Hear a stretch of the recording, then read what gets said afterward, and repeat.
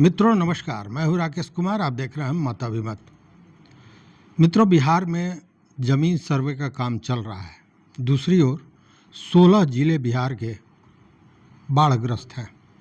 लोग ऊंचे जगहों पर जीवन यापन कर रहे हैं, घर छोड़ दिया है, घर में पानी घुसा हुआ है, किसी तरह जान बचा के निकले। अब ऐसे में उनके कागजातों का क्या होगा? आपको याद होगा मित्रों, पिछले दिनों एकाएक नेपाल में बहुत तेज़ बारिश हुई, लगातार 72 घंटे तक बारिश हुई और उसके बाद आप जानते हैं कि नेपाल का पानी बिहार आता है। और फिर जब बांध पर, वाल्मीकि नगर बांध और वीरपुर बांध, कोसी पर जो बांध है, जब उस पर दबाव बहुत पड़ा तो बांध को खोला गया। 6 लाख 8 लाख क्यूसेक पानी एक बार छोड़ा गया। और देखिए, अलबत्ता उसी समय बिहार में भी बारिश हो रही थी। उसके बाद बाढ़ की स्थिति आ गई, रातों रात लोगों के घर में पानी घुस गया, कई तटबंध टूटे। उसके बाद स्थिति आप जानते हैं कि भयावह हो गई और लोग किसी तरह जान बचाकर भागे, घर छोड़कर भागे ऊंचे जगहों पर, कहीं रोड में, कहीं स्कूल पर, हर जगह। अब उसमें जान बचाएं कि कागज़ बचाएं, स्वाभाविक है कि जान बचा के भागे। अब उनके कागजात उसी पानी में रह गए, बर्बाद हो गए। अब ऐसे में सर्वे कैसे होगा, ये एक बहुत बड़ी बात। लेकिन इस बात को लेकर जो मंत्री हैं दिलीप जायसवाल, उन्होंने कहा कि वैसे लोगों को थोड़ा भी घबराने की ज़रूरत नहीं है, चिंता करने की ज़रूरत नहीं है। विभाग सारे कागज़ों को मुहैया करावेगा, उसका इंतज़ाम विभाग करेगा, राजस्व विभाग करेगा। ये राहत की बात है, ये बात सही है। लेकिन यह बात जो मंत्री जी ने आज कही, यह बात तो बहुत पुरानी है, चूँकि बाढ़ पहली बार तो बिहार में आया नहीं है, हर साल यही स्थिति होती है। हाँ, ये दूसरी बात है कि इस बार जो पानी का लेवल था, जो बाढ़ आई है, वो कई वर्षों के बाद इतना ज़्यादा एकाएक पानी आया है। लेकिन बाढ़ तो हर साल आता है और लोगों को हर साल पलायन करना पड़ता है, घर छोड़ के कहीं ऊंचे जगह पे शरण लेना पड़ता है, महीनों शिविर में रहना पड़ता है। ये परमानेंट फीचर है, कोई नई बात नहीं है। खैर, मंत्री जी ने जो बात कही वो कहीं ना कहीं राहत देने वाली है कि वैसे लोगों के कागज़ की व्यवस्था राजस्व विभाग स्वयं करेगी।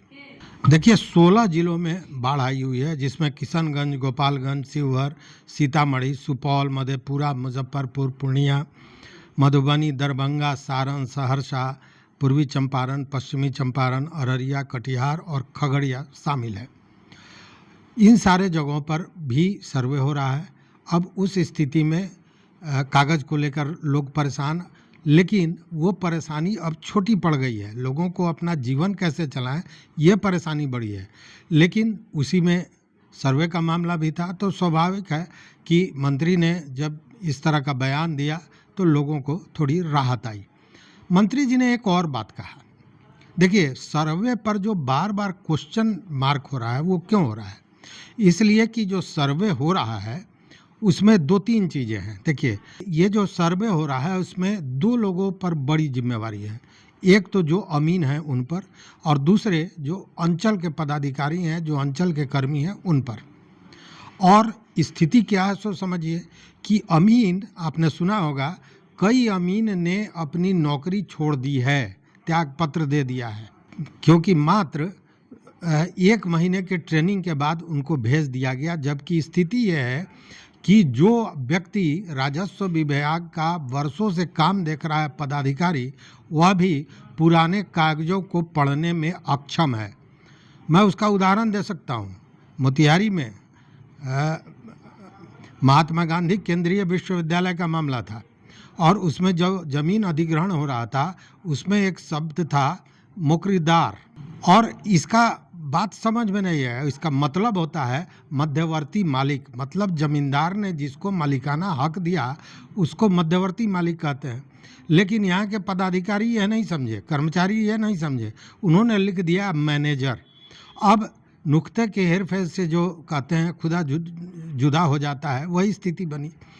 और आज तक वो मामला अटका हुआ है, मामला कोर्ट में है, लारा कोर्ट में चल रहा है ये सारा कुछ।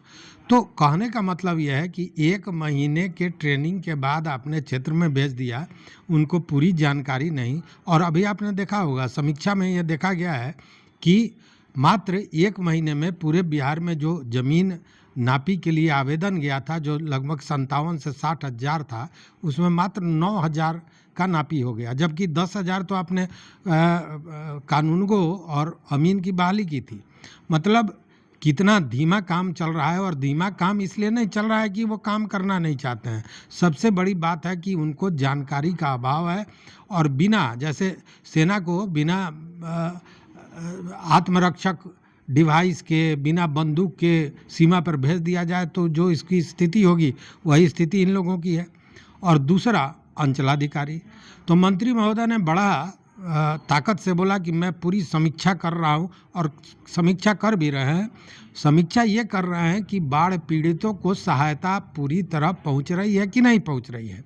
और वो इसलिए कि बाढ़ पीड़ितों को सहायता पहुंचाने का जो काम है, जो बाढ़ पीड़ितों को जो व्यवस्थाएं देनी है, जो खाने का पैकेट्स देना है, जैसे रहने के लिए उनको पॉलीथीन देना है, इन सारे चीज़ों के लिए अंचलों को लगाया गया है, अंचलाधिकारियों को लगाया गया है।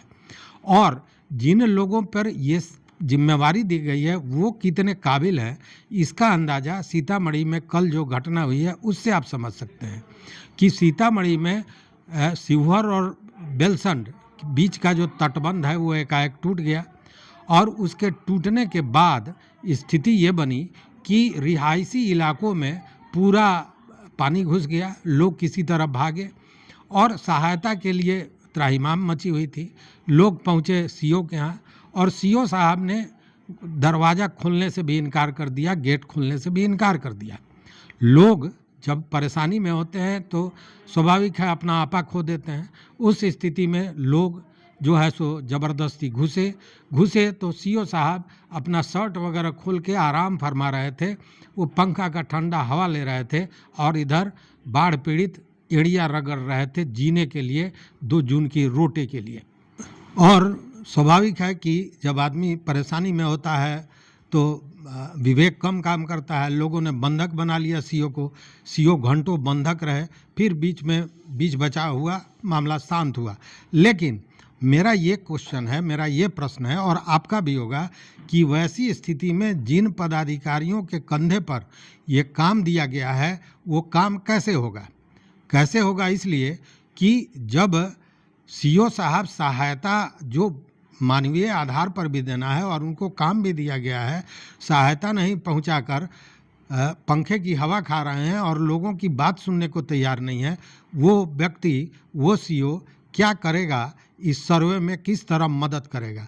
इसलिए मंत्री जी का जो ये दावा है ये खोखला है, ऐसा कुछ भी होने नहीं जा रहा है मुझे लगता है, क्योंकि आधी अधूरी तैयारी पर ये सारे काम हो रहे हैं। तो मेरा प्रश्न आपसे ये है कि क्या आपको लगता है कि मंत्री जी ने जो दावा किया है कि जो बाढ़ पीड़ित हैं उनके कागज नहीं हैं, तो वो सारी व्यवस्था सरकार करेगी, विभाग करेगा, ये हो सकता है? अगर आपको लगता है हो सकता है तो ज़रूर कमेंट बॉक्स में अपनी राय दें, अपना मत दें। और अगर चैनल को आपने अभी तक सब्सक्राइब नहीं किया है तो सब्सक्राइब करें, लाइक करें, दोस्तों के साथ शेयर करें, लेकिन अपना विचार ज़रूर दें। बहुत बहुत धन्यवाद।